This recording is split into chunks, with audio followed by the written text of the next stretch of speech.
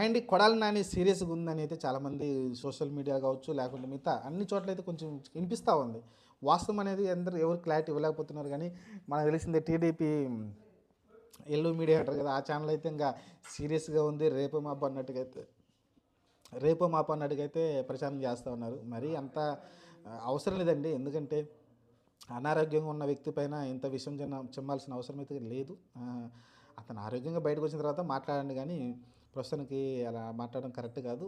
చూద్దాం ప్రస్తుతానికి ఏం జరిగిందంటే అతను ఏదో అంబులెన్స్లో ఎయిర్ అంబులెన్స్ ఉంటుంది కదా, ఎమర్జెన్సీగా ముంబై తీసుకెళ్లారు, సీరియస్గా ఉందని చెప్పుకొచ్చారు. లేదంటే నార్మల్ ఫ్లైట్లోనే వెళ్ళారంట. వాళ్ళ కుటుంబ సభ్యులతో పాటు నార్మల్ ఫ్లైట్లోనే వెళ్ళారంటే, నార్మల్ ఫ్లైట్ అంటే అతను నార్మల్గా ఉన్నట్టే. కాకపోతే హార్ట్ వీక్గా ఉందంట. ఏదైతే ఆ గుండె సంబంధించిన కండరాలు ఏవైతే ఉంటాయో, ధమనులు అంటారు కదా, బ్లడ్ పంప్ చేసే నాళాలు ఏవైతే ఉంటాయో అవి కొంచెం వీక్గా ఉన్నాయంట. అక్కడ క్లాట్లు కూడా కొన్ని ఉన్నాయంటే తీసేస్తారు. అదే బైపాస్ సర్జరీ చేయాలంటే కొంచెం ఇవన్నీ నార్మల్కి రావాల్సి ఉంటుంది.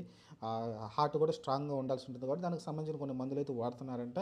అతను ఎందుకు ఇక్కడ నుంచి షిఫ్ట్ అయ్యాడంటే కారణం ఒకటే, నమ్మకం లేకనే అండి.